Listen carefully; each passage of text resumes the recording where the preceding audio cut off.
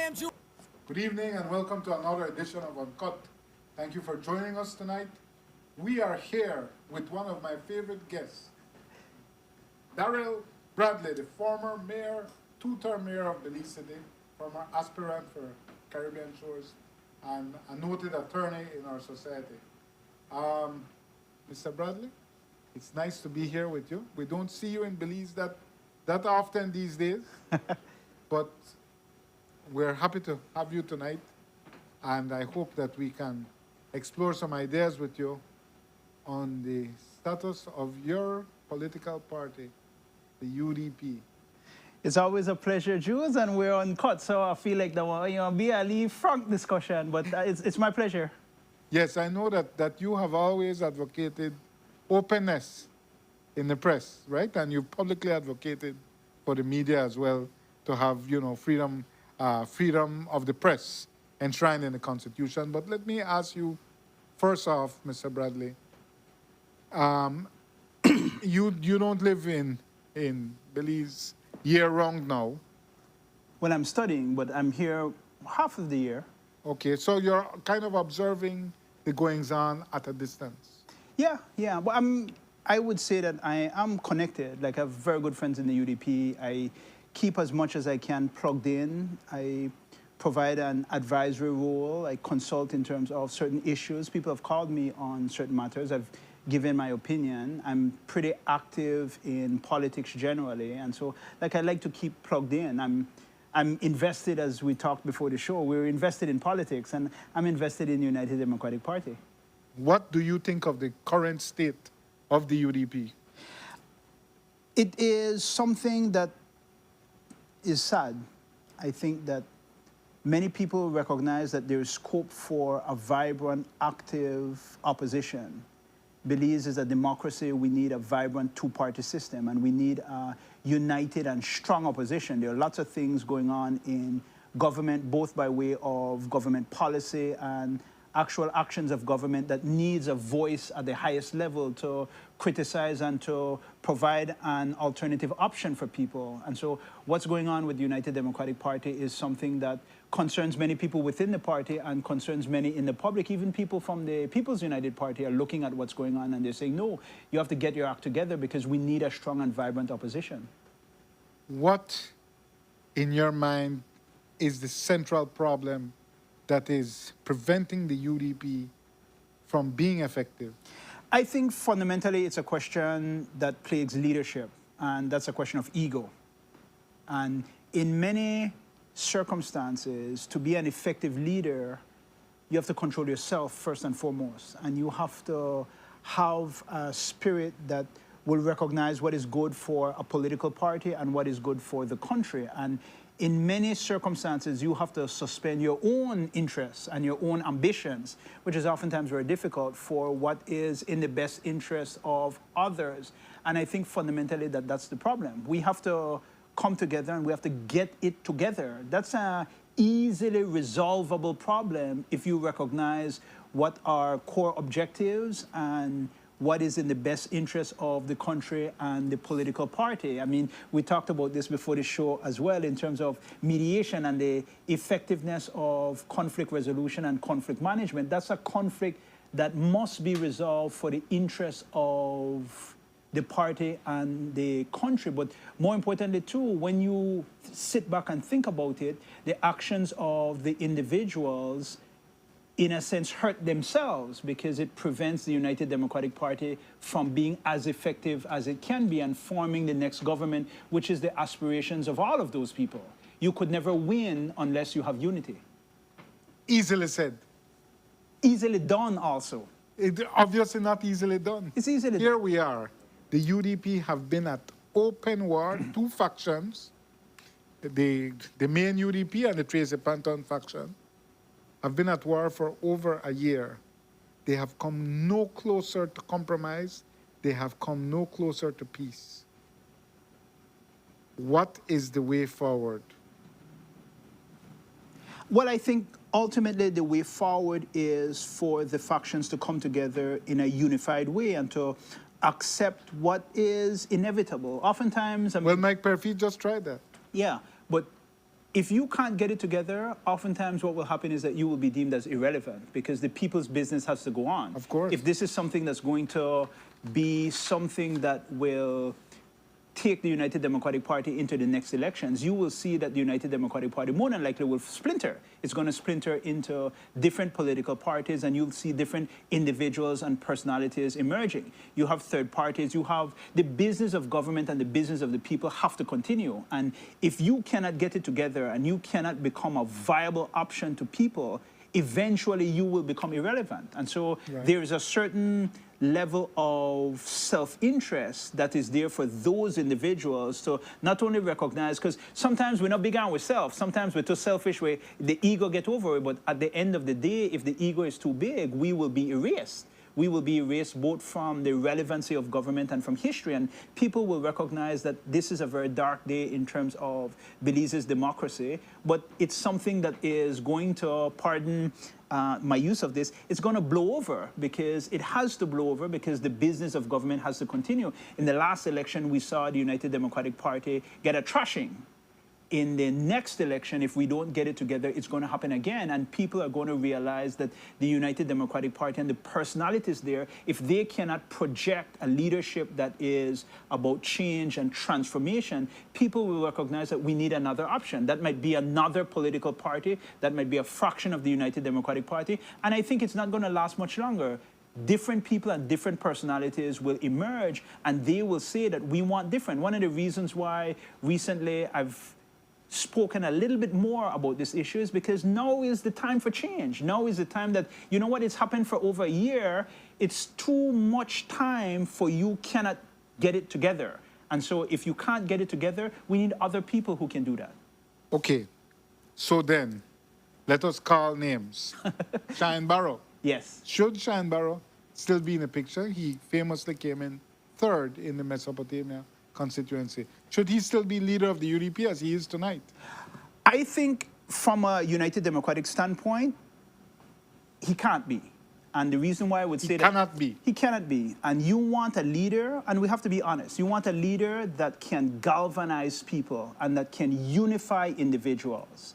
And we have seen a situation where, for example, I can't fight a certain fight if people are not behind me. Leadership is about the ability to bring people together. You have to not only bring UDP together, but you have to bring independent voters together if you want to win.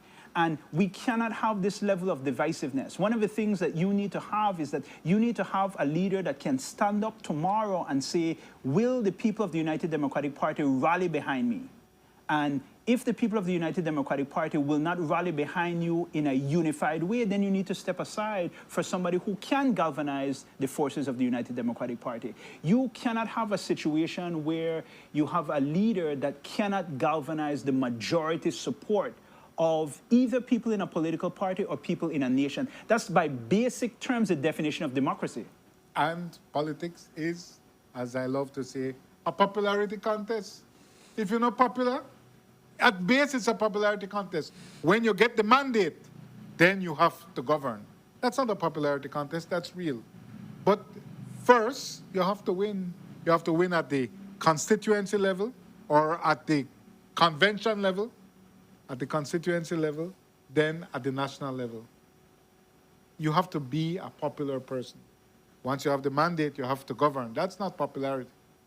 You don't agree? I mean, you use the word popularity in a loose sense. Very. Like you have to be somebody, I wouldn't say necessarily popular, because you can be a leader that is effective and victorious at the polls, but not necessarily popular. And so you have somebody like Donald Trump. I wouldn't necessarily consider Donald Trump to be somebody who galvanizes the majority support of Americans, but he is effective and victorious because you can bring unity to a certain base. And in Belize, the same goes for politics. If you cannot galvanize and rally your supporters around you to be able to effectively take that to a party convention and to rally the leadership, and then ultimately to take that to a national elections, you need to step aside. So, for example, I ran for leader of the United Democratic Party twice before. And I remember I had very hard conversations with leaders in the United Democratic Party, and somebody, a close person that I respect a lot, when told me... When you ran for leader... I ran for leader twice. And so Please fill me in. they, I don't remember. Jules, you had to slip up now, but like I'm surprised that in terms of, but somebody told me that you will be a spoiler. And so when I looked at the race and I looked at the other political candidates, at the time, I believe the Honorable Sede Elvington was running. You had like about 4 candidates. At the time, I believe the Honorable Figueroa was running too. Like you had 4 candidates. And they told me, they said, Darrell, look at the calculus. Look at, I was on the ballot. I actually put my name up there. And they told me that you're going to be a spoiler. And I could have looked at the situation. I recognized who would have been in the best interest of the party at that time. And I said, you know what? Better I bow out. You actually have to have, and sometimes in leadership it's very difficult, because you have to have skills that are bigger than yourself. And to be a leader, to a certain extent, you have to have a certain level of ego, you have to have a certain level of confidence, but to be effective in leadership, many times you have to sacrifice that. A leader is oftentimes the person who sacrifices the most. And without those combination of skills, you won't be effective. What we have in the United Democratic Party are leaders who have tremendous capability. They're very, very bright people. But you have to be bigger than yourself in understanding the picture. And understanding what leadership is about. And if you cannot do that, you will become irrelevant and ineffective at the job that you most ardently seek. So then, since you displayed those traits in the past, are you the person who should lead the UDP? Well, I wouldn't say that. If I, like for example, one of the things that has to be done is you have to have an emergent kind of spirit coming up where people will say, hey, you know what, that is the leader. A leader is not somebody who, in a sense, identifies themselves. And this is what I'm saying. Why is it that certain people you will call their names can't be leaders of the United Democratic Party? It's because the majority of people will not accept them. Will the majority of people accept a Darrell Bradley as leader of the United Democratic Party? If that's the case, then I will step up, because the country needs somebody who can unify an opposition and unify the country in terms of a certain platform. That's, I think, what we'll need. Except you have not proven that you can win a constituency. The constitution of the UDP as it's currently crafted is that you have to be a member of the parliament. Yes, but what I would say... Should that be changed? No, I don't believe that that should be changed. Okay. What I would say in relation to that is those are decisions that are made by individuals within the party. I have served as president of the Senate. I have served as a senator on the UDP opposition, and it was in those capacities that I ran for leader of the party. To make an individual a senator is an overnight decision. So that this is, you see litigation... But you serve at the pleasure of the party leader. But you have to recognize that those of the powers... opposition leader, sorry. Those powers that are termed pleasure are directed by certain political considerations. You actually want to win. And when you play football, my son loves football, when you play football, you put your star player in forward. You put your best face forward because you want to be able to galvanize public support. You are ineffective as a political party if you cannot galvanize the majority of Belizeans. And this is not a conversation about Darrell Bradley or even Darrell Bradley as a leader. What we need in the United Democratic Party is that we need freshness all around the United Democratic Party, because one person cannot change a country. And I can identify at least 15 different people who are willing to step up to leadership in the United Democratic Party because they recognize that we need an opposition and we need an alternative path to the policies of the present government, and we need change. I can see people in the unions, I can see people in the teaching profession, I can see people in the legal profession, I see leaders in the United Democratic Party, and I think that the leadership of this country is very strong. But what we have done in the past is that we have corrupted the electoral system, we have corrupted the party system, so it's actually very, very difficult for well-meaning Belizeans to rise to the top of a political party and to be elected. We talk about questions of campaign finance reform and different things in terms of changing the political structure, and those are things we need to effect change. So, you were once faced with it's a famous anecdote in the UDP. You were once faced, I am told, with a choice on election day at 5 p.m. 5 p.m. is the critical time. 5 p.m. is when many elections are decided in that final hour, and they are decided by money. I am told one of your trusted captains came to you and said, in order to deliver X area, let's say it's it, Buttonwood Bay area, we need 20,000, right? So this is the 2015 election. We need 20,000. You are running for the first time as a standard bearer, as a candidate for Caribbean Shores. And you, in consultation, I am told, and I'm asking you if it's true, with your wife, who is a good Christian woman, said that, no, boy, we know the deal with that. We're not going for 20,000. Maybe it had to be your own money. You know how the mystery of money in politics is strange. You went on to lose that election to Karim Musa. It was fairly close. And people viewed you, well, the people who tell me the story, viewed you as a dunce. Like, man, it's just money. You got to spend it to win, even in Caribbean Shores. Is that the truth, and was that a learning experience for you? I will say that Caribbean Shores was, in fact, a learning experience. I think that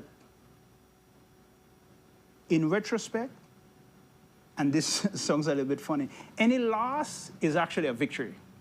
Because you would say that. But you learn from certain things, and you have perspective. And one of the things, for example, I am a reflective person, and I've seen the United Democratic Party government. I've seen certain criticisms of the United Democratic Party. One of the things, too, that I remember when I ran in City Hall, I was mayor for 2 terms. They were asking me to run for a 3rd term, and I deliberately said no, because I do not believe that politicians should be in office for any extended period of time. 2 terms is sufficient to serve. And I don't want that politics changes Darrell Bradley or changes the principles for which I stand on. And those are things that I can say, thankfully, after being in this, we were talking about this before the show, the first time I ran for elected office was 2003. That's 22 years ago. And in retrospect, I think I've learned a lot. I think I've grown a lot, but I haven't changed in terms of fundamental principles over that 22 years. And if it means that I am not elected to the House of Representatives, who really loses in that situation? It's not me. I have a successful profession. I am a respected lawyer. I have a lot of friends. I have a good community support. I am doing a degree. Hopefully, I'm going to finish very shortly. I will be able to return and continue my profession and do a little bit more in terms of activities. I want to be in politics because I feel like I have a contribution to make. And the responsibility for that and the responsibility for moving those conversations forward is not me. I don't elect myself. And so one of the things that we need to have, and one of the serious conversations we need to have in this country, is the accountability not only of leaders, but also of voters.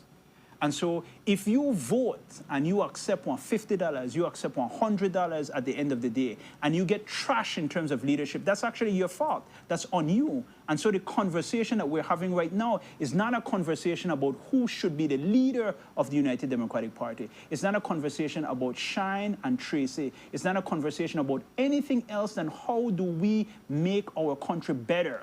And who are the people who are properly poised to make the country better? And you asked me a lot of questions about me, and in thinking about the responses, I'm telling you that the conversation is not about me. If there is not a Darrell Bradley there will be somebody else who will offer an alternative and the right path to leadership in Belize, and that's what we need to embrace. Vox Populi, Vox Dei.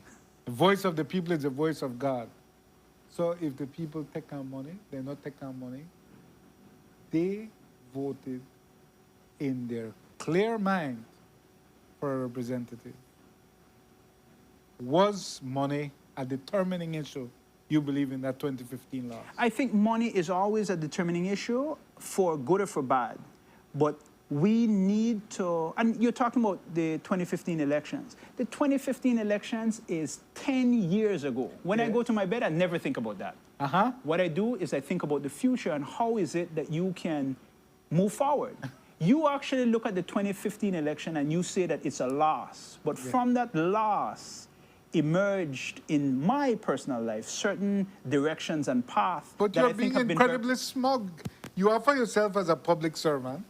You lose, and then you say, well, I don't need no public service. You sound like Ralph Fonseca. Oh, gosh. I got me private practice. I got me office that went every day. Exactly. That's the way you want to say? I got me office that went that's what you want to say. Exactly, that's the way it sounds like. No, but what I'm saying is, and like, oftentimes we have this conversation, and I think that in Belize, we make politics about people and personalities, when it's not about that. So we're having a conversation, and the conversation is about who should be the leader of the United Democratic Party. I am actually saying that the leader of the United Democratic Party is an irrelevant figure. Like, that is not the conversation. How can that we you should say It's that? irrelevant. It doesn't make a difference. The UDP has had leaders such as Manuel Esquivel, such as Dean Barrow. These people have made these personalities. These two personalities have made the UDP the most successful post-independent party in Belize. Those two people. I would agree to a great extent, because I have tremendous respect for both the Right Honorable Dean Barrow and the Right Honorable Manuel Esquivel. And I am an ardent believer that leadership matters. Yes. Effective leadership, but not only at the political level, leadership in church communities, civil society, unions, business. Leadership matters, and that we have leadership and accountability matters. This discussion and this debate that's going on in the UDP for the last year and a half about personalities, that is irrelevant. The leadership of Dean Barrow and the leadership of Manuel Esquivel is vastly different than what you're going to see here.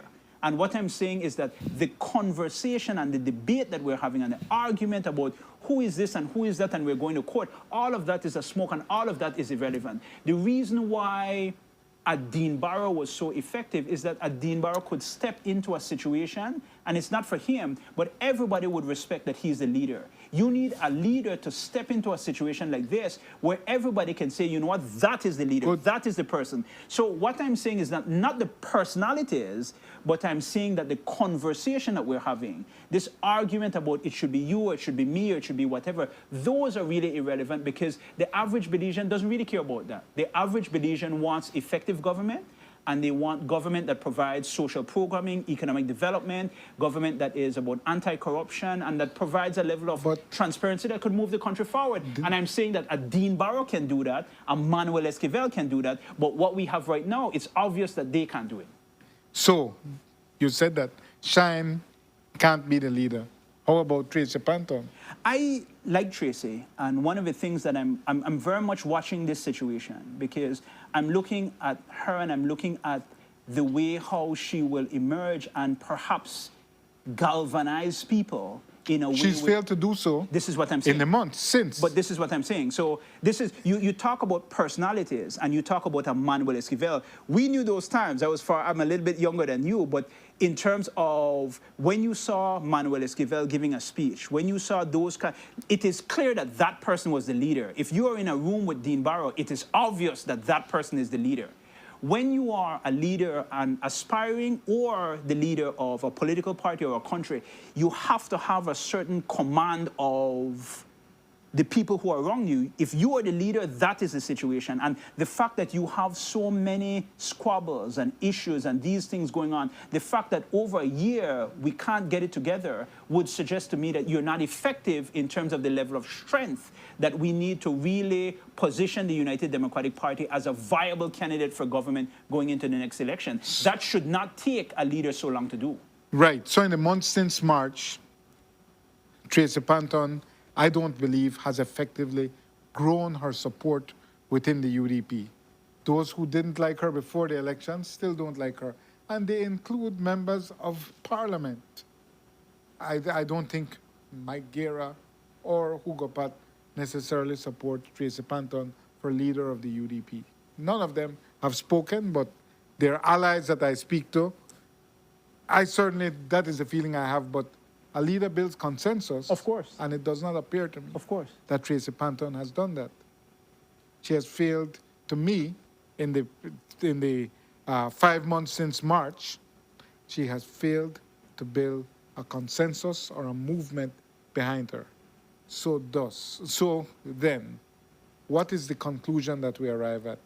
Is Tracy the way forward for the UDP? I would honestly say that at this moment, because I'm watching it very closely, I've watched it for the period that you have watched it, probably not as intently that you have watched it. But I'm saying that that assessment, in all honesty, is too early to make. We are many years away from an election, and I have seen... UDP just got blown out in the village councils. I have seen elections where the United Democratic Party has been decimated months before the elections, and they get it together and they form the next government. So I remember Dean Barrow, many people, any Bolito playing in politics. And so that to me is a red herring.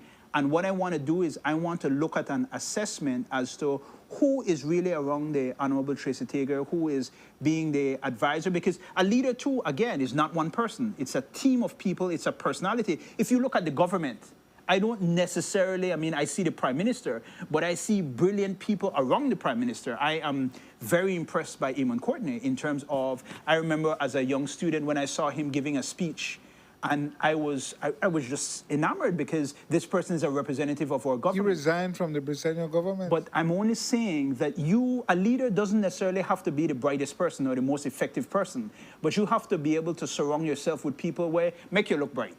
And so those are the kinds of things that I would look for from Tracy in terms of, are you positioning yourself, are you positioning people around you that can make a government of the United Democratic Party look wholesome and effective? Mr. And those are the things that I'll say. Mr. Farber seems to be one of her lead advisors. Would you say that is a wise course? So let me give you this point, and I had a conversation with people shortly after the elections. What I would have done differently is that I would have chosen, because one of the things that, one of the first decisions that a leader of the opposition makes, and this is true for the United States, it's true for many countries, they look at your appointments. And your appointment signals an intention as to how you want to lead the country. Right. And people had sought my opinion, and I had indicated that in the Senate appointments for the leader of the opposition, I remember that actually took a while because they were waiting. I mean, when I say a while, I mean weeks. That's many a long weeks. Time. It's a long time. And so very long time. What I would have done in a situation like that is that I would have gone around the country and I would have selected three new, quite effective faces, because that would have signaled on the part of people like a Darrell Bradley that this leader, Tracy Tager, means different.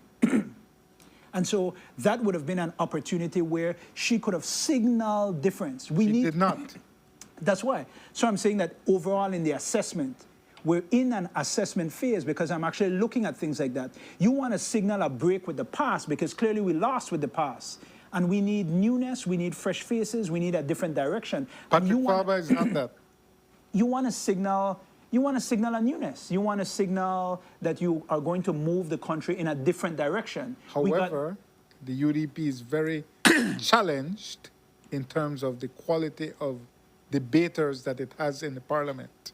I wouldn't say that. I would say people are different. One of the things and the persons that I'm looking at quite effectively is Lee Mark Chan. I have known Lee Mark for quite a while, and he actually presents a certain difference in terms of the mix of the United Democratic Party. Yes, but he's a horrible debater. We don't need that. You have to debate in the House.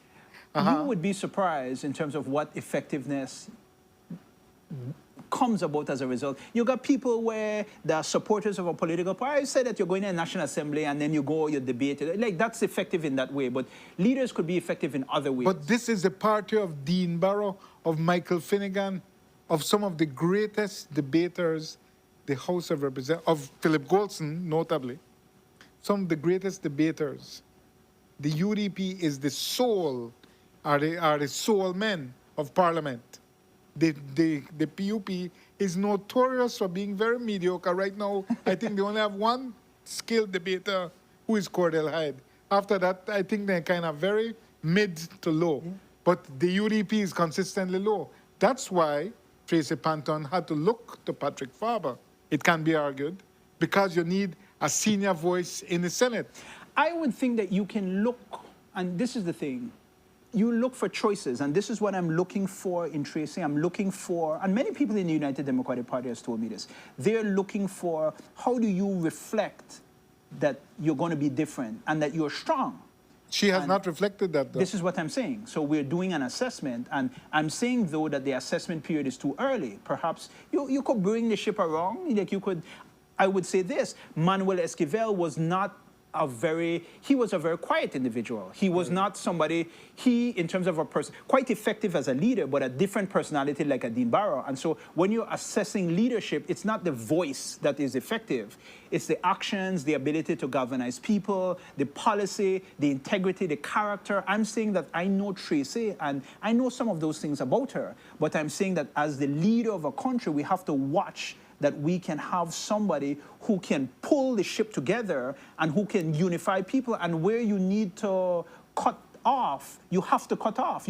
Leadership is difficult. When we were at City Council, there were many very difficult conversations that we had to have, but you need to pull the ship together and move it in a different direction. And I'm saying that she needs to show that quite urgently in order to galvanize people around her so that we could move forward. Otherwise, new conversations will spill up as to who would be viable in relation to moving the country forward. What do you make of the recent failed attempt by Mike Perfit to come back using a Dean Barrow plan to come back and try to unify the party, which failed? It burnt out in under 3 weeks.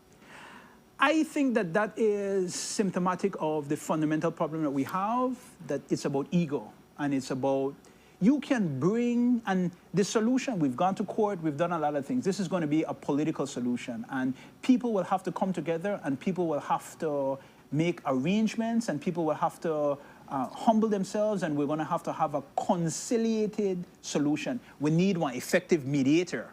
I would have called my wife for coming and mediate this discussion, but she probably listen right now. I say, hell no. But you don't need... Your wife is a very effective and skilled mediator. I've worked with her.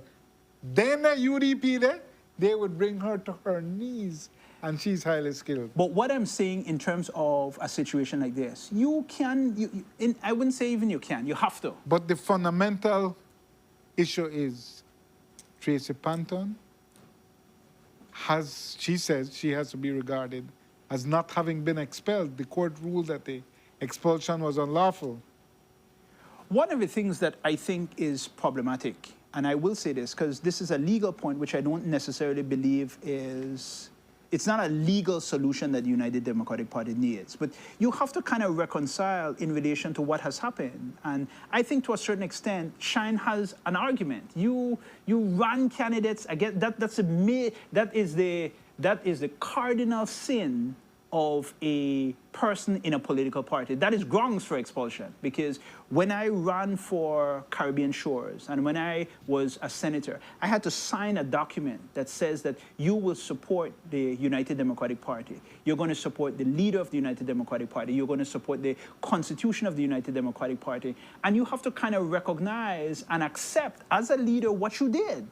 And you have to, in a sense, humble yourself. And that has to be a reconciled consideration. It's like you're going on outside picnic, but you try to bring her into the family. That's actually a serious thing. And systematically and as a matter of precedent, that's dangerous, because on a ballot, you had a situation where individuals would have been confused. I know many people, I just want to see that red color.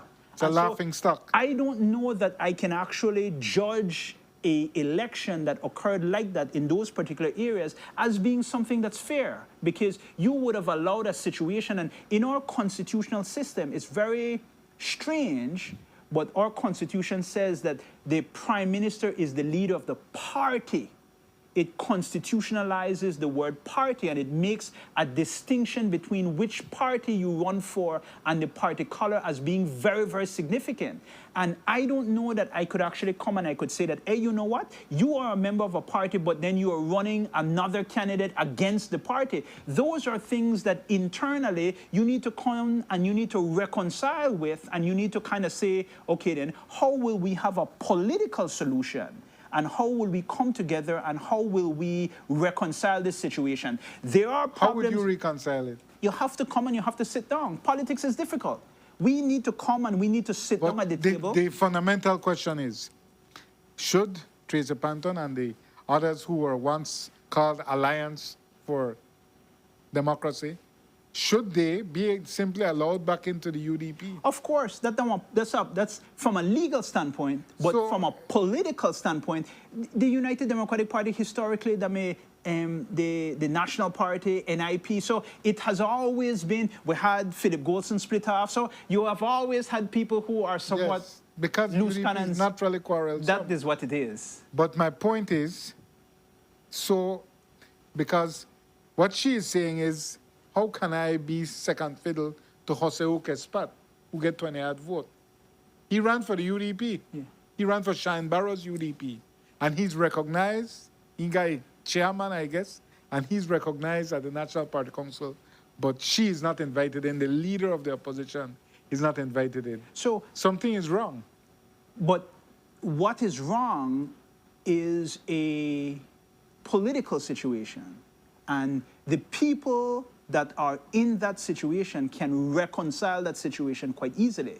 We can recognize that there are wrongs all around, and there's a reason why that stance has been taken. There are actions that Yes, have been I done understand. which are problematic. I know the history, but those but we're actions here now. Yes, but what I'm saying is that we need to have a reconciliation, but we also need to appreciate that certain things were done which do not sit Yes. well with everybody. I understand that.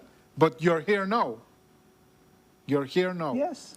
And you still have Shine as leader, even though the Constitution says if you're not a member of Parliament, you can't be leader. No, that's not what the Constitution says. It's not what? The Constitution, and you actually challenged me on this point as well. So the Constitution makes it an eligibility requirement to be in the House of Representatives or the Senate. It's an eligibility requirement. It is, I don't, and I would challenge this, I don't know, because this is not something that's tested, and I'm not advocating anybody to go to court on this, but it doesn't mean that you have to maintain that status in order to keep the position. So, like, you might be leader, you can only run for leader if you're in the House of Representatives or the Senate. But once you are elected the leader and you lose your seat, I don't know. And I'm saying that this is That an it uncertainty. automatically It's makes automatic, because he would have been elected leader when he met the qualification. It's a nominating or qualifying requirement. Right. So, like, you have to be a Belizean in order to vote. That's Right? a different thing. That's eligibility. That's a different situation. That's You have to eligibility. maintain your Belizean status. Okay. So you don't believe you have to maintain your parliamentary leadership, your parliamentary position in order to be leader? No, that's a different question. I'm saying that the Constitution as it stands today makes this an eligibility requirement. Right. I didn't give any kind of opinion as to whether or not I believe that good. that's correct. I'm just saying, Semantics. what is it? Semantics. Because you already spoke on it, you said he cannot be, because he can't build consensus. Let's take our first commercial break. Only the first break? Yes, the only first break. We'll take our first commercial break. When we come back, we'll continue our interesting conversation with Mr. Bradley, and we'll ask him about something he feels very passionately about. Should Belizeans in the diaspora be allowed to vote? How should they contribute to our democracy here, if at all? We'll ask him after the break. Stay tuned, Uncut. Run them jewels fast, run them jewels fast, run them slow mo.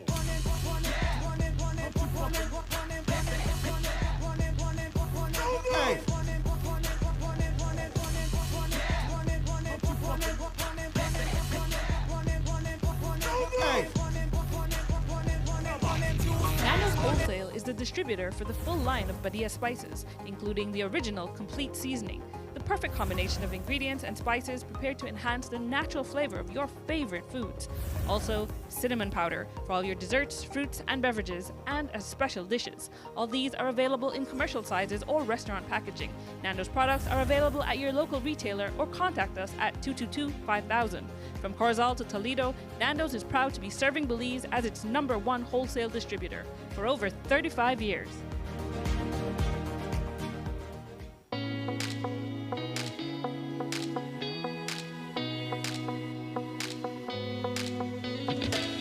Oh man, one more scroll and my data is done.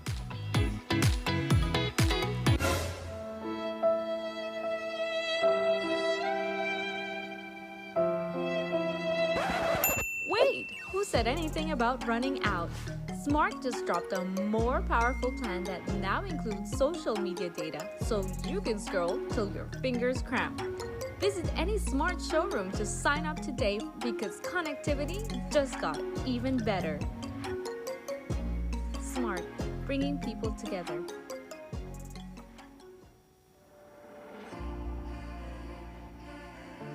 B-Box offers Benny's customers the opportunity to earn points on their purchases at any Benny's locations or its entities, such as Best Manufacturing, Benquip, Island Freight Forwarders, Benny's Contractor and Lumberyard, and B-Mart. To learn more, visit our website at www.bbox.bz. Remember, loyalty is always rewarding with B-Box. Brought to you by Benny's, quality and savings.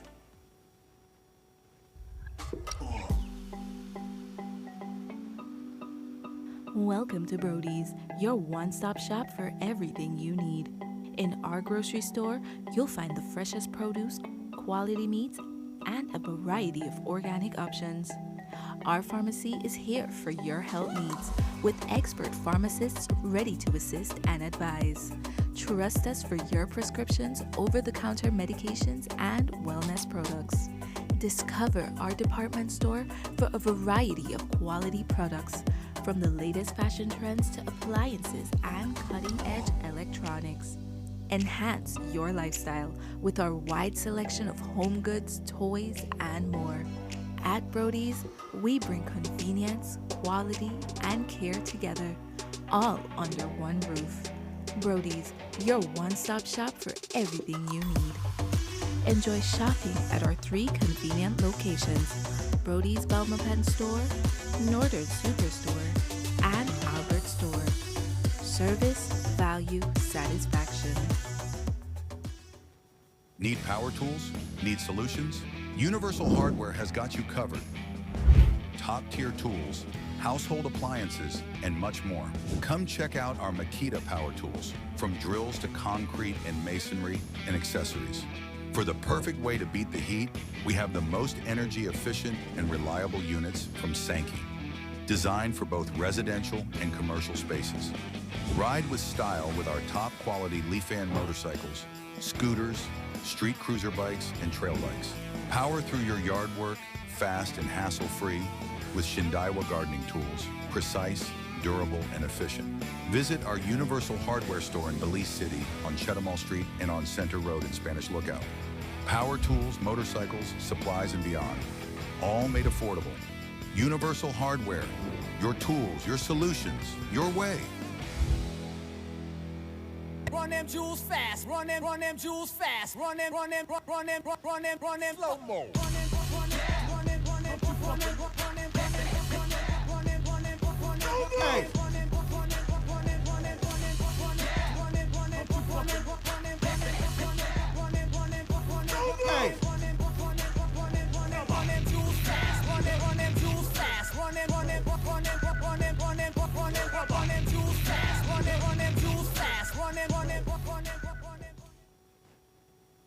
The nice side of it. I'm sorry, we're up already. We were still having our conversation and break. We're back with Mr. Darrell Bradley, who is studying for a PhD in political science at York University in Toronto, in Canada. And in your studies, Mr. Bradley, I don't know why you would choose to study political science. Craziness. But what I have learned about you over the years is you really love politics. Maybe not love you. I would probably agree with that. Right? But you're studying it now as a science. And in your study and review of political science in the Caribbean and Central America, how unusual is this very distorted political system in Belize, where we have such a high level of clientelism, vote buying, voter manipulation, and malapportionment of constituencies? We have a cocktail of things that undermine democracy. And in the most recent election, we got to meet one more feature of our distorted democracy, which is winning an election without even a vote, when no one was nominated in Fort George and Pickstock. A travesty. Dangerous. if you want to talk about a law that has to be changed urgently, obviously these are all colonial laws. Colonial laws are set to favor people with wealth and money. The establishment. So the establishment, or no, it's the oligarchy. And in any situation, wealth and money, if no poor man or no other man or woman shows up to get nominated, you know the rich man ain't hold it. That's how these things are decided. But we're going into another area. I asked you specifically, how unusual are the distortions of Belizean democracy, which you have witnessed firsthand? It's not unusual at all. Okay. And one of the things that I would see in countries throughout the world is democracy is under pressure in the world. And it's strained. We can look at Central America, we can look at Latin America, we can look at other English-speaking Caribbean countries, we can look at the United States. So we can see features of democracy regressing. And one of the things that I would say is that in Belize, we have to fervently speak about this conversation about reform and strengthening our democratic institutions. And I would argue that over the last 20 years, we have taken decided steps to undermine our democracy. And it's deliberate. So we talk about our electoral system. Our electoral system promotes elections which are free. So every Belizean who wants to and meets the eligibility criteria, they can vote, but the elections are not fair. And if we do not have a system of electoral politics that is fair and promotes fair playing field in terms of the selection of candidates, we talk about things like campaign finance reform and discussing issues of vote buying and having the elections be about policies rather than about money or about personalities, then actually our country is doomed. And we have seen this in other countries where it has taken a very violent turn. And that is something that is not too far away in Belize. One of the things that I've admired about Belize is we have a healthy political culture about debate and dialogue. We have friendly relations between the political parties. There's a history of the peaceful transfer of power, but those things are things which are not givens. And if we have situations where we continually undermine the democratic structure, at some point people will get frustrated and it's going to result in very, very dangerous realities for our society. Let's talk in specific terms. The way things are set up right now, you, Mr. Bradley, attorney, PhD in political science, you can't win an election in Belize. You can't win. It's sad. It's very sad. How the game set up, you can't win. It is the reality. And the reason you cannot win is because you are not prepared to do two things. Mass electoral fraud. Are you prepared to falsely register hundreds of voters in your chosen constituency and to pay them to do this? So to bring voters from Cayo, bring them from Stan Creek, bring them from Toledo, bring them from wherever, to falsely register in whichever constituency you want to run, and to pay them to do that. Are you prepared to do so? But that's illegal. Everybody does it. No, but it's the norm. Yes, but this is what I'm saying. Our country will never progress unless we have a serious conversation. One of the things that I will say about this is we have to have conversations about this. This is a good conversation. It might not be that we change it. It might not be that we ever change it. But we have to call a spade and recognize that the problems that we have in our society are as a result of our electoral system and our institutions, which are heavily undemocratic and which are going in a trajectory that furthers the lack of democracy. And we need to, people who recognize this need to call it out. But the and we need to political be agents of change. The political establishment loves it. Yes, but what I'm saying is that that is an accountability question, and the buck has to stop with the voter. That is a voter question. You can't have a corrupt politician without, and you have to, or will you concede this, that we talk about the corrupt politicians, but we have a corrupt electorate? Big time. Big time. All right. So, but one of the things that I will say is that you have had situations where there've been tremendous money in politics, but Belize traditionally has had a history of changing governments. So I would actually argue that at critical times, the more money you spend in politics works against you. You can look Right. at that in Happened to the elections PUP in 2008. several key instances Happened where to PUP you in would see a 1993. significant spending, so that it's not a determinant, because the voter is very smart. In law, you always say trust the juror. In politics, you always say trust the voter. A voter is more sophisticated than oftentimes politicians give them credit for.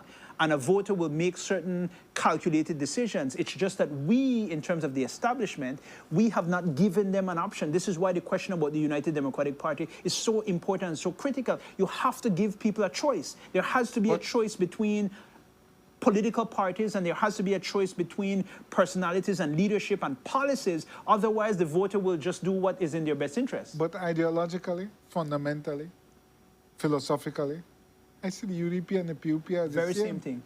Time for eat. Why them man eat? No, we can't eat. Make we get in. We eat. You ain't get so much. You end up on BTL board, Bradley. We make you the attorney, the secretary. Next one, we put you on BL. Time for we eat. Yeah. It's not based on who can do the job best. It's based on loyalty to party and time for eat. So I'm saying that UDP and PUP in the voters' minds are equally corrupt.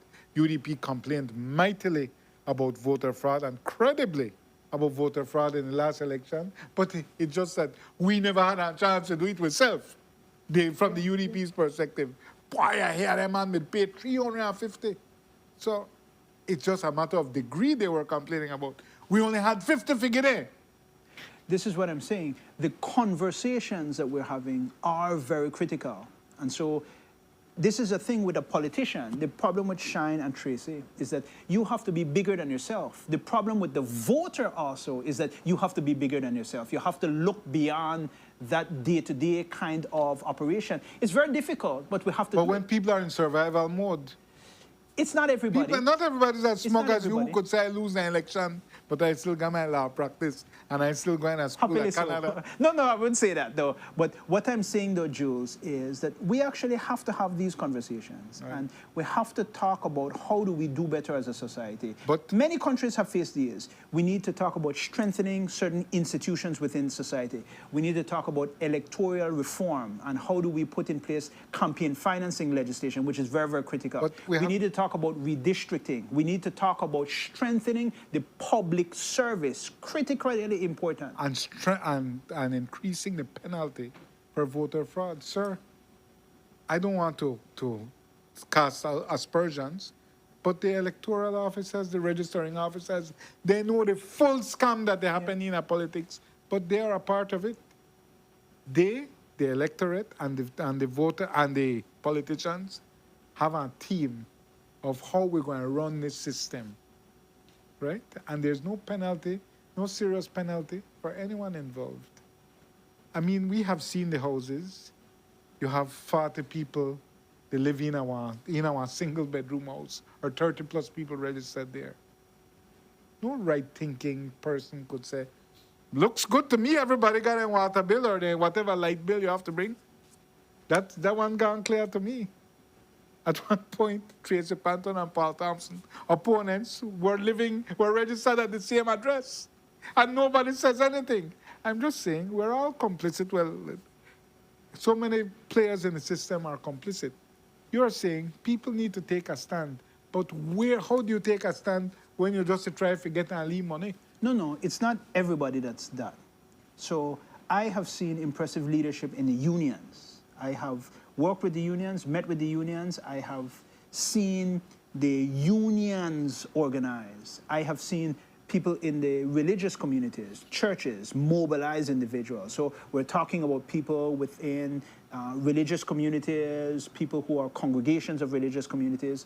I have seen people in other civil society organizations, so that you have Belizeans who are properly positioned, who can make a difference in this society. It's not going to be one person. It's going to be a series of people that will lead the transformation. Now, not everybody but is. But they can't win elections.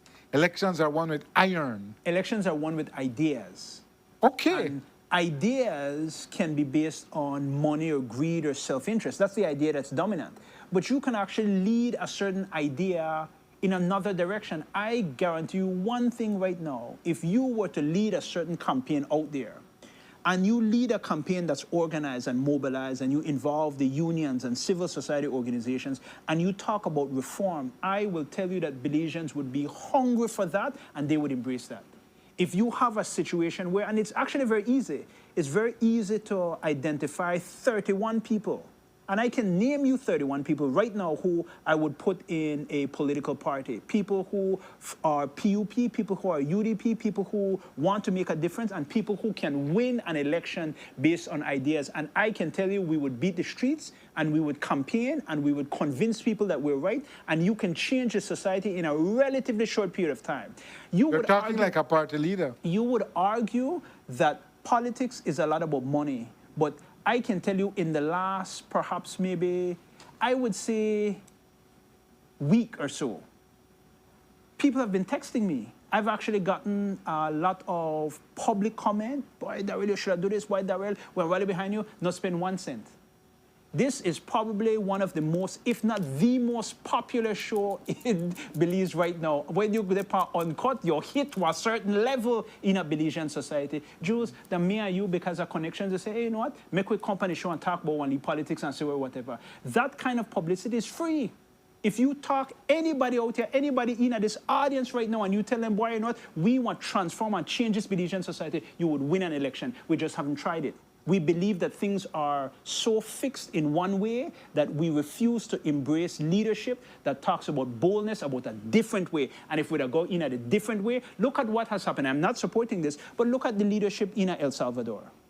Look at certain types of transformation. Leadership does matter, and you can have leaders in a particular context that can really bring the level of change that people want, but you have to be an effective communicator. So originally you asked about the idea of Shine and the idea about Tracy. You need to have a person who is about character. You need to have a person who can communicate ideas, and you need to have a person who knows what they're doing and can galvanize people and can lead a movement in terms of transforming. But you sound like you want to be that person. Man, I'm not saying I come Uncut for talk to you about one certain issue with a talk about assessment it seems like you got a game plan. Assessment or whatever. And one of the things that I will say on this is, and I've been very reflective on this, I'm a faith person. We only got one savior, and that savior came 2,000 years ago. The transformation in Belize is not one person. So a lot of times you and me talk, we talk about personality. Who will be the leader? And I've oftentimes said that's not the correct question. You have many people who can lead the United Democratic Party. I don't agree, but I could name you a few that I can think of, but it will require a series of people. It will require a team of individuals. And I could name those people who will be the architects of a new and emergent Belize in both political parties. And I could tell you that there are people who can put together policies. I have a lot of respect for example, I went on a conference talking about the diaspora, and I was with Minister Leal. And I was very impressed with the level of conversation. He sat on several panels. He talked about being a youth in leadership. He talked about certain policies and engaging people and so forth. These are things where I'm saying that if we recognize them and we support them, we'll have it. You create the reality that you want to live in. We create a Belize that is filled with corruption and money and this and that. We can create a different Belize if we were to emerge and identify people who have that heart and want to change, and they're out there. I can name you individuals that I can believe in and support. But Mr. Leal, extremely promising and bright, but he is an upholder of the status quo. Once upon a time, I remember many young people my age joined the PUP in their late 20s. And man, I said, wow, these are my peers. These are my contemporaries. Them man could bring change. They are the biggest. They went on to become the biggest upholders of the status quo. Many of them are in government right now. 3 of them are in my class. I don't like talk about high school. But Florencio Marin, Andre Perez, and Michelle Shabat.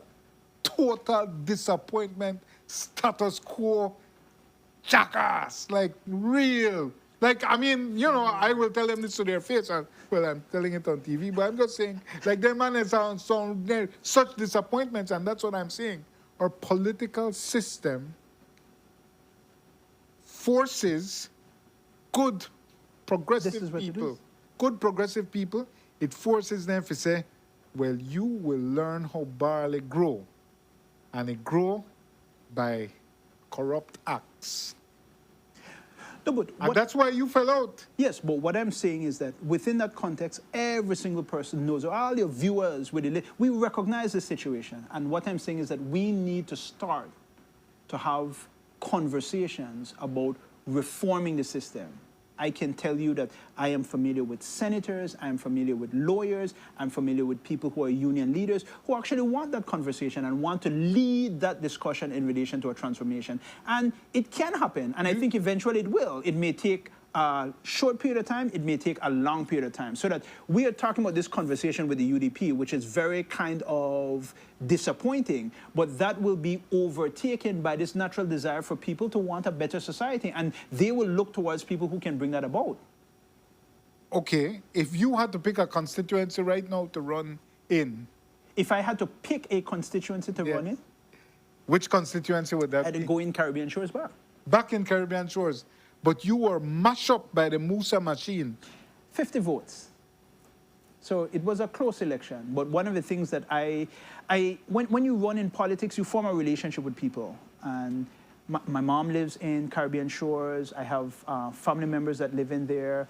I have a lot of supporters that live in Caribbean Shores, even now. And one of the things I like about politics is that in Belize, politics is very personal. People want to invite you in their house, you want to sit down, you want to have conversations. It's actually it's unusual in other countries, because that doesn't happen in the United States. It's just because our society is so small. So you get to know a lot of voters. And I formed a connection with people in Caribbean Shores that you could sit down with people and you could tell them this same discussion, and the majority of people will recognize it. And so it may be, and as a leader, I have to recognize it, the failure in the Caribbean Shores election was not as a result of money, it was not as a result of 4 o'clock or 5 o'clock or 6 o'clock. The failure ultimately is the leader.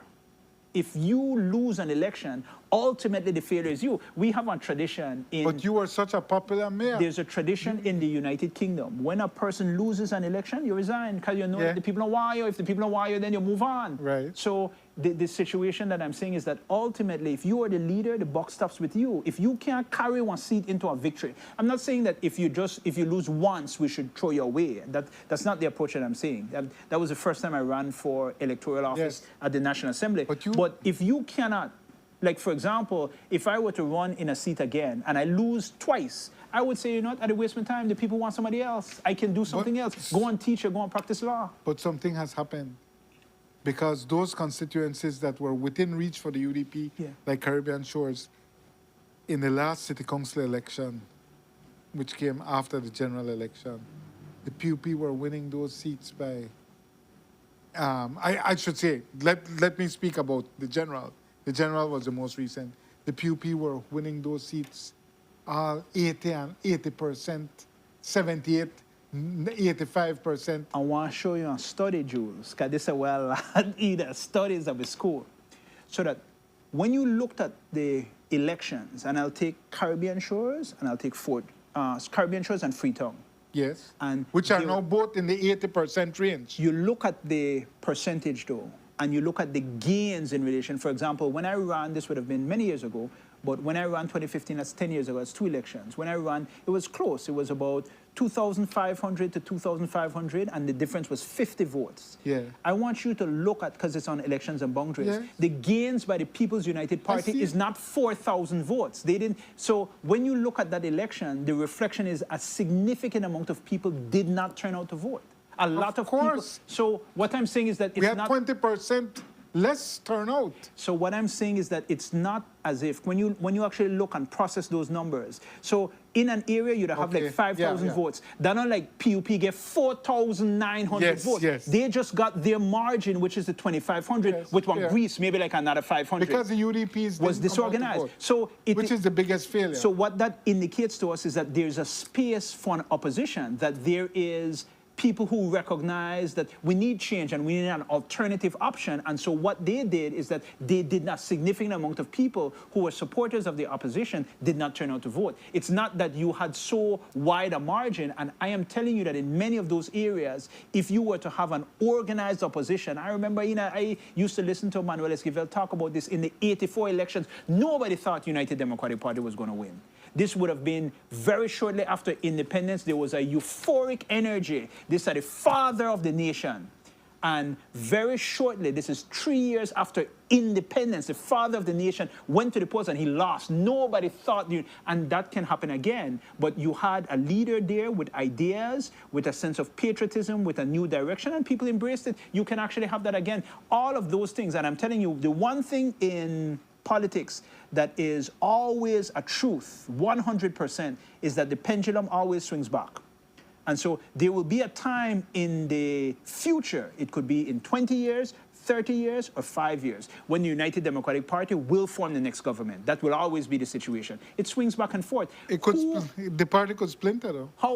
But there will be some difference, so that it could be another UDP, new personalities. Yeah. So it will always swing back and forth. And so what I'm saying with this is that what kind of UDP do we want to have in that new emergent reality? We're going to win the election at some point in the future. It could be either sooner or it could be later. If we get our act together, there is vibrant support for an opposition in this country, but we just need to come together as a party, and we need to just recognize that there are truths that we need to accept.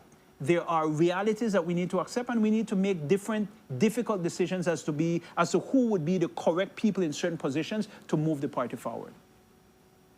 Quickly before the break, Karim Musa, that beat you in 2015, is not the same young politician that you met then. He is now an established political marquee name. He's almost an incumbent. So, may I ask you a question? Why do you think I had the same person back then too? Why do you think I'm the same person that lost in 20? Why do you think I haven't learned and I haven't grown and I haven't watched and I haven't been the animal out 10 years in opposition, hungry for making change in my country? Why would you just assume that he has gained experience? Because the victor oftentimes, because you look at this in terms of Fortune 500 companies, many times success is your own failure. That's the problem with the United Democratic Party. Victory got to our heads, and then you forget the people and you lose. The greatest flaw of a leader is being in power too long. And that is something that I always recognize. At City Hall, I don't want it too long. I gave my contribution and I moved on. And you would be winning and winning and winning, and you forget your obligation. You make politics change you. And so a lot of people, the truth that I'm saying is that you cannot win forever. There will come a time where Karim Musa, Francis Fonseca, there will come a time when they will either lose or they will step back. So that is the reality of life. You get to a certain position, and there is a change. There's a certain cycle of it. When that cycle happens, who do we want to have there to take the reins of power that could best move the country forward? On that note, we take a commercial break. When we come back, we will talk about that diaspora question. I don't believe we're talking about that. No, we will talk about it because that is part of the good man's studies. He's getting a PhD in political science. Lost fellow. We will talk to him about the realities of the diaspora. Fresh back from the Diaspora Summit. After the break, please stay tuned to Uncut. Run them jewels fast, run them jewels fast, run them slow mo.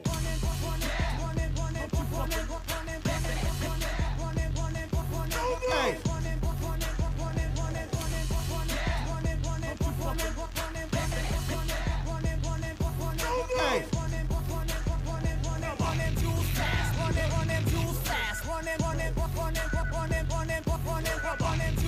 Nando's Wholesale is the distributor for the full line of Badia spices, including the original complete seasoning, the perfect combination of ingredients and spices prepared to enhance the natural flavor of your favorite foods. Also, cinnamon powder for all your desserts, fruits, and beverages, and as special dishes. All these are available in commercial sizes or restaurant packaging. Nando's products are available at your local retailer or contact us at 222-5000. From Corozal to Toledo, Nando's is proud to be serving Belize as its #1 wholesale distributor for over 35 years.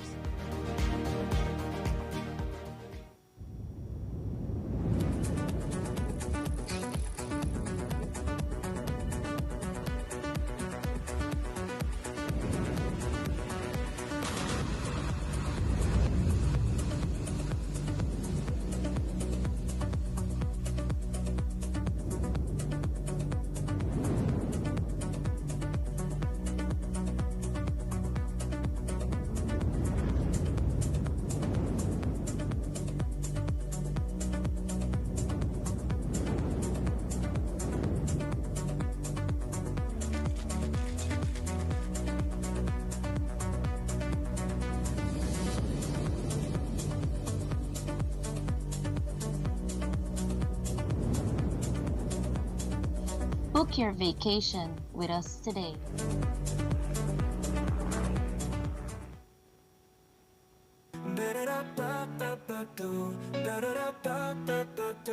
Come to Banquet, find your way.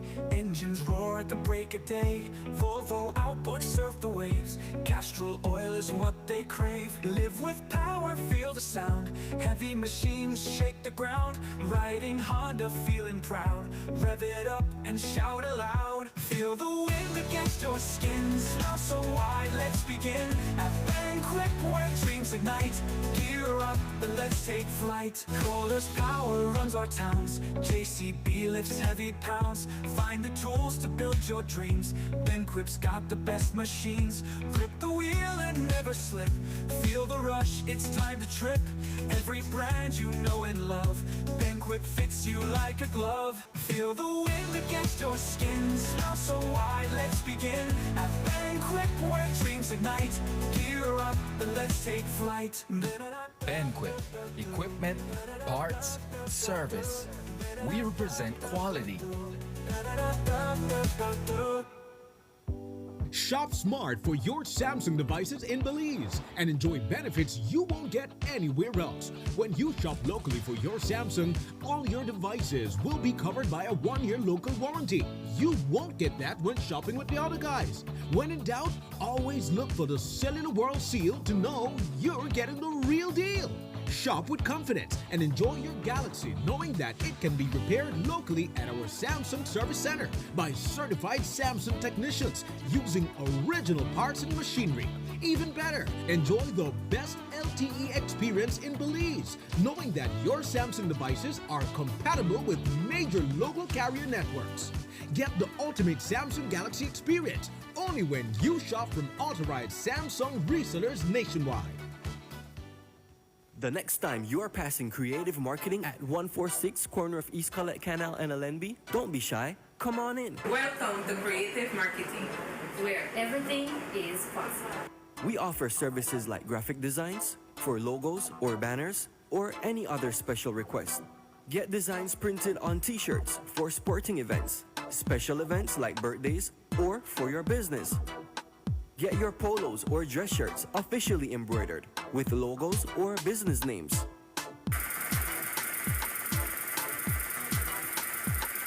For special requests, our sewing department can get you fixed up with custom preferences. Our in-house name brands like Eliani's collection produces uniform dress shirts and blouses. For work or school, our Z-Tech Sportswear produces fisherman shirts and dry fit polos for males or females. Ask about other items. In other departments, we produce customized banners and fin feathers. At Creative Marketing, there's so much more.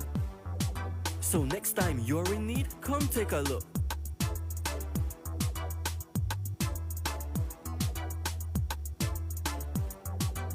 Call us at 207-2023, like us on Facebook, follow us on Instagram. Creative Marketing, where everything is possible. Tenemos la capacidad técnica, operativa, profesional y la infraestructura de poder establecer una atención neurológica de alta calidad. Que no se pierda tiempo de forma innecesaria para poder al final del día llegar al mejor de los resultados y la mejor opción para el paciente.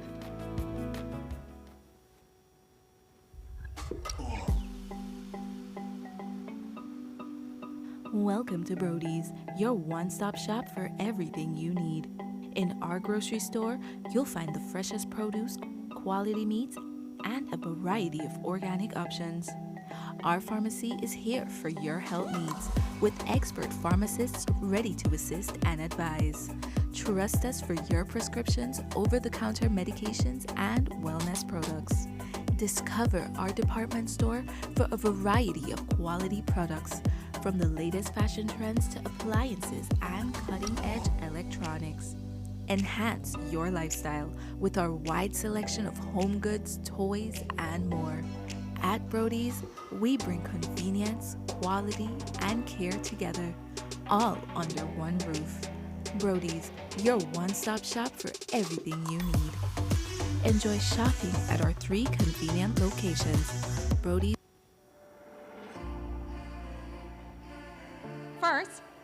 QR code to download the app. The B-Bucks app works on both Android and Apple platforms. Next, log into the website portal and set up an account. All customers with an existing Benny's account, whether personal or business, will be automatically enrolled in B-Bucks. If you do not already have a Benny's account, tap the sign up link to register. A welcome email and a temporary password will be sent to you. Once you're all set up, shop at Benny's locations near you to start building your B-Bucks rewards. To learn more, visit our website at www.bbucks.bz. Remember, loyalty is always rewarding with B-Bucks. Brought to you by Benny's, quality and savings. Run them jewels fast, run them jewels fast, run them slow mo.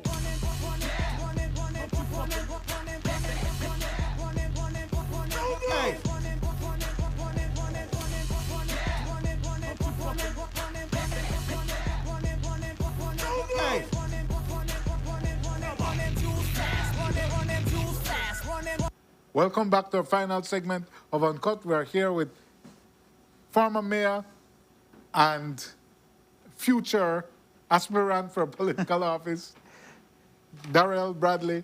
Mr. Bradley, you just attended the Diaspora Summit. I believe it was in Fort Lauderdale. Yes. I don't know anything about it because I scrupulously avoid these events because I think they're a total waste of time. I am anti-diaspora. You're the anti-diaspora? Anti-diaspora. Why are you anti-diaspora? Because we there in at the Gideon. In at the Gideon we there. And then when they up there, America, and they say, boy, we'd like to help, but I need a little piece of beachfront land. Oh no, go from yeah. This and not that. If on a coin at the Gideon, how can you vote for a representative if you're not here for the representative to represent you? It's inherently dishonest. So, multiple issues there. And you raised this issue of voting. And there's a fundamental principle in politics. It's some academic kind of student hat that people who are making a decision, including an electorate and voting, people who are making a decision, they have to be affected by that decision. So there's an argument for what you're saying that, man, I have to drive on a pothole street. You don't have to drive on a pothole street because you did at Fort Lauderdale. So like that kind of intimate experience with a Belizean environment, that like I'm intimately affected. What I'm saying though is that people in the diaspora may not be as affected, but their experiences about being Belizean are similar, and they have a stake in the Belizean state. They have a stake. They have a stake, and many Why, people... what gives them that stake? Because they have a Belizean nationality. They were born here, and they share a Belizean identity. So I will actually ask, I'll put something out to you, and this is kind of like a thing that I'll just raise for academic and discussion purposes. Good. First of all, I just want to give a shout out to the organizers of the conference. So we had the Belize Diaspora Summit, and that was just an amazing experience in terms of the organizers. You had Aria Lightfoot, you had Verlene Pitts, you had Rishma Suknandan, you had the ambassador who was out there. So there was a great team of individuals who really put that together. One of the things that I will say in terms of the diaspora and things that I learned when I was there, you have this idea of a brain drain. Mm-hmm. And one of the things that was actually put by one of the panelists is that we kind of view this idea of a brain drain in something of a mistake, because you have a lot of Belizeans who have gone elsewhere, not only in the United States, they've gone to Europe, they've gone to Latin America, they've gone to the Caribbean, they've gained a lot of experience, and a significant amount of them come back to Belize and they contribute and have meaningful relationships with the Belizean state. And they have never, ever given up on their Belizean identity and their connections with Belize. So one of the things that has to be done is to recognize that the world is shifting. So you have a lot of people in the world who choose to leave their homeland, but they always identify with being a Belizean national. And they carry that internal identity of being Belizean within them wherever they go. I have an aunt, and her wish, she's left Belize, come back, but she's left Belize for many, many years, almost 50 years.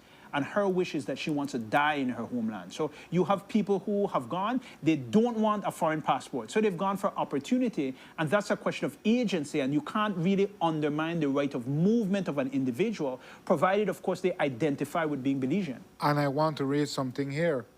Many of these people are economic refugees and intellectual refugees. Many of these people have been driven from this country by the PUDP Babylon. I don't want to blame, but yes, you've had people who have had to leave Belize because of reasons for... We have Mr. Cody right here. We have his stepmother. She's one of them. To not talk, you know, from the 80s. Because when UDP win, then she has PUP. You can't get this promotion. We know scores of them who they tell you to come back to contribute to your country. But when you come back, well, you have to go ask the minister. You would come back with a master's degree from Oxford University. And the minister want carry you for lunch because you purdy. I am just saying there is so much that is done to chase young, educated Belizeans from this country, because you cannot expect someone to invest those students who suffer in Cuba. It's tough. Jules, and they come back and they make $38,000 a year. But you mentioned this thing. I had a conversation with my mom, who career educator. Right. And I don't know if the statistic is correct, because I've looked at statistics in the Caribbean, but the number that we threw out is 67% of Belizeans who get a first degree, 67% leave Belize. So it's actually a significant amount of people because of the lack of meritocracy, the fact that what we have done to decimate the Belizean society, that an individual, I mean, Jules, we made a talk about this before the show, but we are really people where, I mean, like I was saying to you, I really want somebody to kind of honor the contribution that you have made. You have to really love this country for doing what you do for very little money and very little gratitude. I mean, sometimes, like, I look at myself and I say, man, you talk about politics, you want to be a politician. Or like, why you the one? Like, you must hate yourself so much for, like, want to actually do that. But you love Belize. And this is the argument with the diaspora. You have many people, and I saw people who were in the organizing group. And I saw professors, which I was people in the medical fraternity, people who came to the conference and who really shared their experience with Belize and what they have done and their contribution and their relationship with the national homeland. And one of the things that I saw, which maybe it's an area that goes into a little bit of law and a little bit of politics, is that the right of a member of the diaspora to vote in elections. And this is something that I think we need to look at, and there needs to be a little bit of a research on it, because one of the things... We have a representative democracy. Yeah, so one of the things that I would say is that inclusion of members in the diaspora can change the political conversation, because there won't be a lot of people who will vote. But even if you get about 15% of people in the diaspora, those will be people who will be interested in politics. They will bring a different level of conversation and so forth. So one of the things that I'm actually looking at is this idea of an identity and a Belizean identity, and the fact that being a transnational, being somebody who shares a Belizean identity together with another identity is a distinct thing. So in Belize, you have constitutional claims.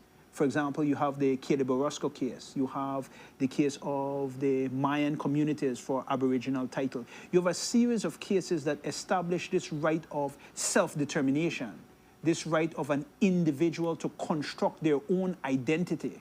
And so what is argued, and this was one of the discussions that we had at the conference, is that this idea of transnationalism, the idea of an individual who intrinsically constructs themselves in a unique way, that chooses through their own individual agency to leave the country, and they are part Belizean. They identify intrinsically with a Belizean identity. That's part of their self-construction and their definition. But they also identify with being American and being proud of America, or proud of Canada, or proud of UK or Jamaica or wherever they are. That's a unique thing. And just in the same way that we craft the right of Mayan communities to experience land ownership in their unique way that they identify as part of their communities, we similarly, and there is an argument for this, I'm not saying that the argument is correct, we similarly have to recognize in a legal sense the right of people in our diaspora community to exercise what is a fundamental right. If you're a Belizean,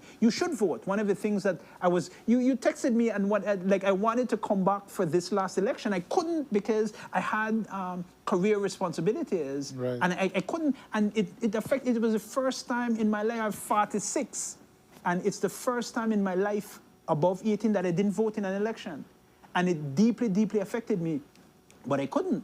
And so that is something that is argued is a violation of one's right. If I construct myself as being a Belizean, I am a Belizean because I live here. I travel for purposes of education and family and different things like that. But if you construct yourself as part of a Belizean identity and you are part of a diaspora community, which you always, and there's a qualitative part of this, you always keep this sense of Belize as intrinsic to your identity as a human being, that person who contributes, and you can qualitatively account for their level of contribution. So you can talk about their economic contribution, their contribution to political dialogue. That person should have a franchise, and there are other countries that enfranchise people like that. Okay, so I want to find out about those other countries. But the problem is we have a representative democracy. Sure. The concept, and you are far better at it than me, the concept is that you live in an area, you vote for a representative. We understand it's undermined and defeated totally in this distorted democracy. But you have a representative, and that person represents your geographic constituency's needs and wants.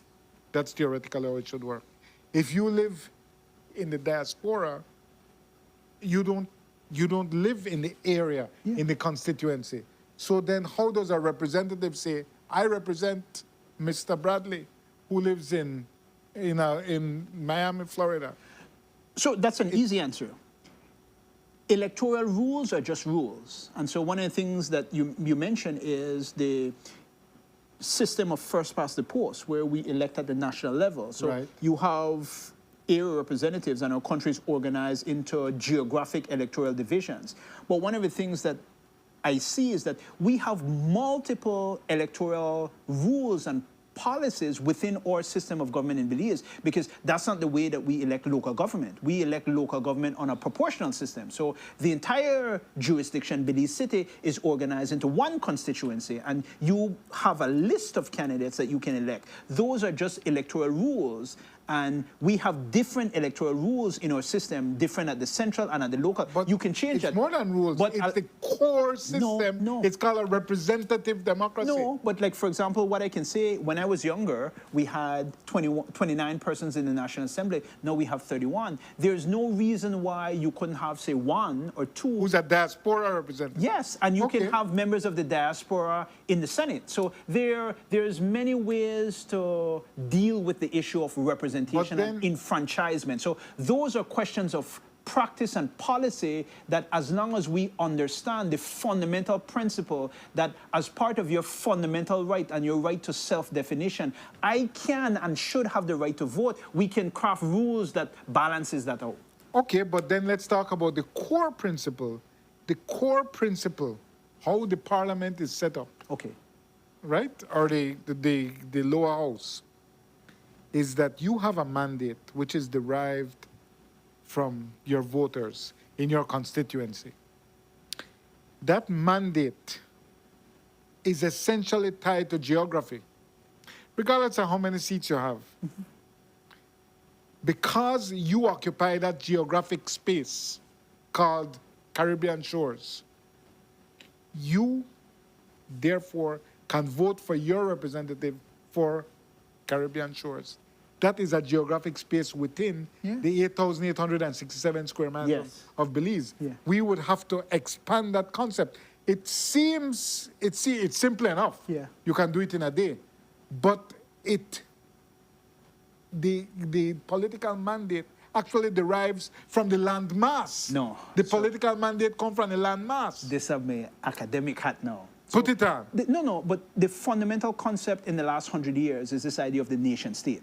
Yes. So that the people who have a national identity live in a certain geographic area. And so that is the reason why electoral rules oftentimes derive their source from residency requirements. You live in Belize, so you're voting in Belize. Yes. So we have a significant amount of anomalies, so that one of the things that I point out is that we allow non-Belizeans to vote, so that if you are a CARICOM citizen and you live in Belize for 6 months, you can vote in our elections. So I had my brother-in-law who is from Jamaica. He lived in Belize. Yeah. He lived at a certain address legally. In the geographic space, though. And he voted. No, but I'm saying that is a flawed principle, because the most invested Belizean is the Belizean national, yes, is the Belizean, even if you leave. So this idea, and one of the things also that I want to say is that concept of the nation state is actually changing. Okay. So that you have countries like Montserrat, where because of natural disasters, you have the people who have to leave. You have countries like the Maldives who are recognizing because of climate change,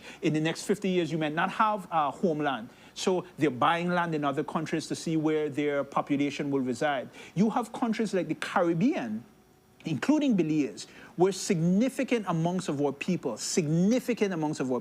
ranging from between 15 to between 60%, actually live outside of the homeland. That's a significant amount of persons. From a policy standpoint, that's actually an opportunity. If you can develop an abiding relationship with those people where they have a meaningful and substantive, not only economic, but there's a reciprocal relationship where there's a knowledge exchange, there's a financial drawback, there is this idea of remittances, and you can calculate the economic benefit of those people. And you develop a system where you recognize that our state, the Belizean nation, is not only the Belizean landmass, but it includes Belizeans in our diaspora. And you give those people the full recognition of citizens. That can be a discussion or a policy that can be transformative, because you're adding a significant mass. You're going to, of course, change the complexion of Belizean politics, because I think the conversations will be different, but you can compensate for the influences. I'm not saying that you will make 50 diaspora seats, but even if you have 1 diaspora seat, so that you can have a diaspora representative in your Senate, that person will not have significant power to imbalance the politics of those who actually live in the Belizean homeland. But it's a conversation about what it means to be Belizean. We can have people who contribute significantly to our national development. I know people at this conference, for example, I have significant respect for Aria. And I believe that she has a passion and a love for Belize. And her expressed desire is to one day move back home. I know I have people in my family. My brother, his expressed desire is that when he retires, he's going to move back home. He's going to say that I want to retire and I want to live and I want to die in Belize. In terms of people who leave, they leave for education, they leave as refugees, you point out, they leave for economic reasons. That's a function of individual agency, and we should not prohibit those people from exercising their franchise just because, for reasons of their own individual welfare, they choose to leave Belize, but they always carry Belize. To leave. Or were forced, because then that's worse, because it was not a choice. They were forced because of their... So they should not be denied the right to vote simply because they have done that. This idea, and I don't think that politically we're going to have redress, because this idea of diaspora voting has been on the table for many years. And politicians now pick that up. But I think a legal argument can be made in relation to a rights-based approach to actually look at this idea of your nationality as an intrinsic identity that's part of your right of self-definition that requires protection, just as how any other right is protected. Free of the spatial dimension. You don't have to occupy the actual physical space. The rules can provide for that. So the rules can provide 1 diaspora seat. Do you think that the political parties have refused to embrace this because they want all the cards on the table? Of course, can't control that. They can't control it. They can't go to Miami and New York with the bag of money and say, boy, here where I need on the I'm saying that it's much harder to control the diaspora and much harder to entice them, because their survival does not depend on political patronage. Which is what we need. Right. I'm saying that they have this entire system set up perfectly set up so that everything requires the clientelism, the big man, the big woman, the big politician, and the political machine to come through, right? That's what the political status quo loves. Permanently vulnerable people that are always purchasable on election day. And it's become more so. Would you agree that in such a system, introducing a diaspora element would have a sort of balancing effect? Of course. It would be one constituency that you can't buy. Of course. So what Caribbean shores used to be.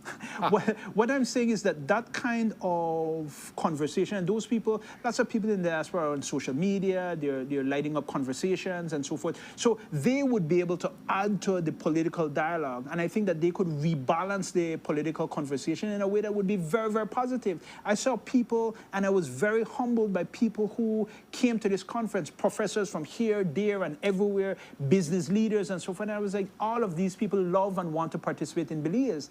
And I don't think it was a big discussion in relation to the voting, but I thought that if we could find a way to meaningfully recognize these people's rights and connect them formally with the Belizean state, I think it can have a significant transformative But you see, the effect. problem is in this Belizean state, I know somebody who was recently trying to do something in a certain sector, and young person that came with all the goodwill in the world, you know, they have very specialized knowledge, and they wanted to help out the system. But when you run in at a mafia there, now who you? Which party you? You to try come over me? You try step over me? No, this person try bring the professors, they try line up everything. No. That no go so. Wait till next year. This is a natural system of the PUDP mafia that holds this country hostage. Definitely. And that is why you meet them over there. Everybody want help. But you can't try plug into for we to run 6 volt and then they bring 120. Willing to bring some 120 line. 120? We don't like the light bright. Keep it dull. No, but this is why I'm saying, and I would always be an ardent supporter of using the courts. So that argument about the right to vote, that argument about the right to vote is actually a legal argument, and it's a rights-based argument. It's not a political argument. My right to vote does not require the politician to enfranchise me. I have a right to vote by virtue of my Belizean nationality. Not by virtue of your occupation in a constituency, your residence in a constituency. No, that's the electoral rules. Your right to vote in Belize derives its source from your Belizean nationality and your being able to meet certain qualifying requirements. But the fundamental requirement is that you identify as a Belizean national. If you have people not within the geographic space of Belize who identify with being Belizean nationals, they should be enfranchised. So this is not something that I'm saying is to be done or whatever, but it's a conversation. It's a conversation within the whole scope of reform that I'm saying can be a major source of motivation and bringing us in a right space, because one of the things that was a central feature of this conference, the organizers really pushed this, is having a diaspora policy.